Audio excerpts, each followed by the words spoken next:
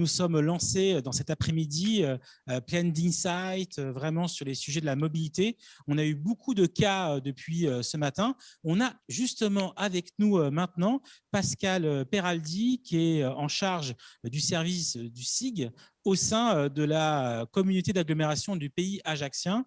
Bonjour Pascal. Bonjour.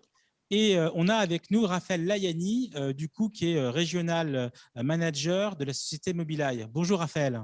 Bonjour Raphaël. Voilà, on est très heureux de vous avoir avec vous avec un cas assez intéressant autour du pays ajaccien et de l'utilisation de l'intelligence artificielle. Est-ce que, Pascal, vous pourriez déjà nous partager un peu la spécificité du pays ajaccien? Alors, tout à fait. Alors, le pays ajaccien, c'est composé d'une ville-centre, Ajaccio, d'à peu près 70 000 habitants et d'une agglomération d'un peu moins de 100 000 habitants. Donc, entre mer et montagne, un territoire assez dynamique situé sur la Corse, donc un territoire insulaire. Quels étaient en gros les challenges auxquels vous étiez confrontés avant d'engager avec Mobileye? Alors, les problématiques qu'on avait au niveau de la voirie et de la gestion des référentiels associés à ces données-là, c'est d'avoir un référentiel précis, déjà, d'une part, et d'autre part, d'avoir des données qui puissent se mettre à jour pour un coût qui ne soit pas non plus trop onéreux. Du coup, on s'est penché sur des solutions existantes et on est parti donc, sur une solution innovante avec les solutions proposées par Mobileye 8. Pouvez-vous nous détailler maintenant un peu les grandes étapes opérationnelles de cette gestion projet? On est parti sur un projet de POC avec un test sur 3 mois basé sur les équipements de 35 véhicules de différentes directions, donc que ce soit la voirie, police municipale, les camions de collecte des déchets.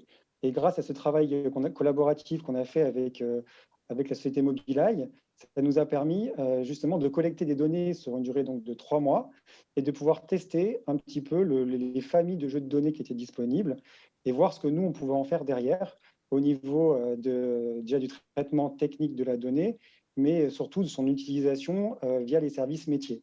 C'est là où l'enjeu est important, c'est de pouvoir vraiment coller avec les besoins métiers, les besoins opérationnels du quotidien. Alors, on a avec nous Raphaël. Du coup, Raphaël, c'est assez intéressant d'essayer de comprendre, je pense, par rapport à notre audience de cadres territoriaux cet après-midi, comment fonctionne la technologie derrière et quelle est-elle?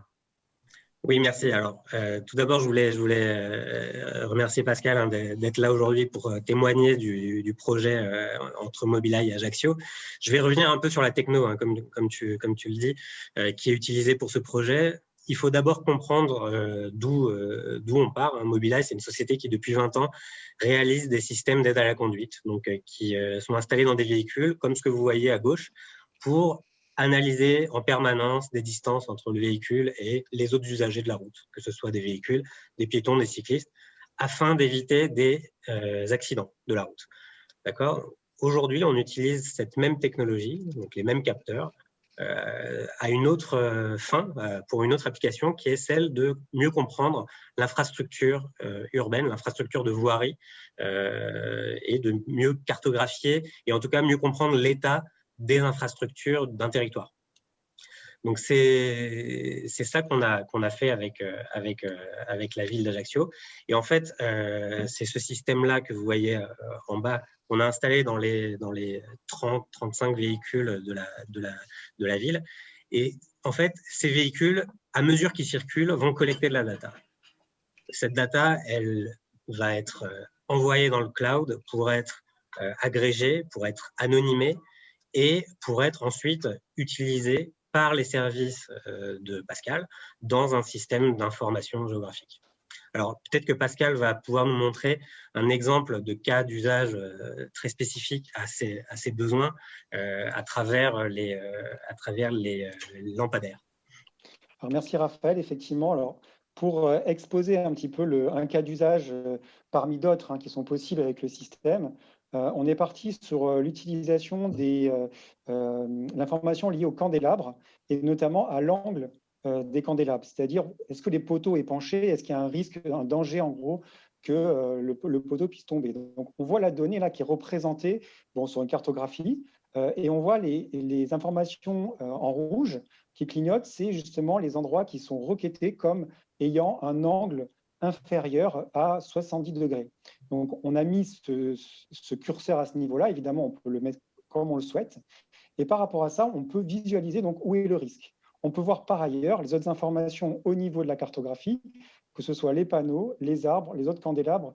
Toutes ces informations que vous pouvez visualiser là sur la carte sont issues du système Mobileye 8 et n'ont été relevées uniquement par ce système-là.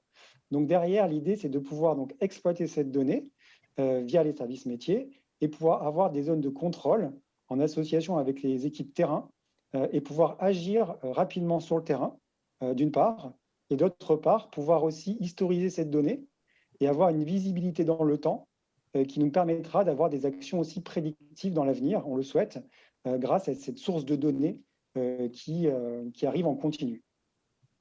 De quelle manière, Pascal, cette technologie s'inscrit-elle dans clairement une démarche de transition durable pour le pays ajaccien?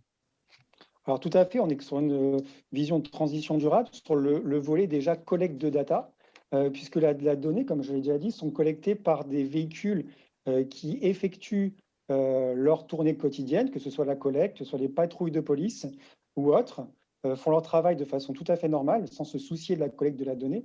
Et celle-ci est faite de façon transparente via les capteurs et surtout de façon continue, donc jour, nuit, week-end et autres, sans avoir de ressources dédiées à ce travail-là. Donc, grâce à ça, on a quand même une notion de développement durable, puisque les véhicules auraient de toute façon fait leur déplacement, quoi qu'il en soit, et ils font ce travail de collecte de données qui était auparavant réalisé soit via des campagnes de relevé topographique, soit fait par des agents de la collectivité sur des actions dédiées à ce fait. Du coup, merci beaucoup. J'imagine, Raphaël, qu'au-delà de ces technologies, vous avez une roadmap assez dynamique pour l'année qui arrive.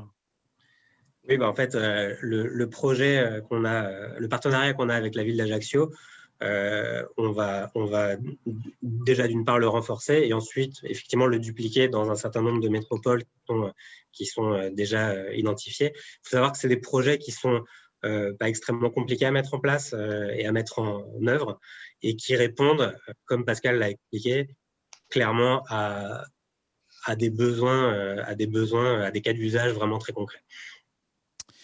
Raphaël, Pascal, merci beaucoup pour ce témoignage. Maintenant, aux autres régions d'engager dans cette direction. À très bientôt.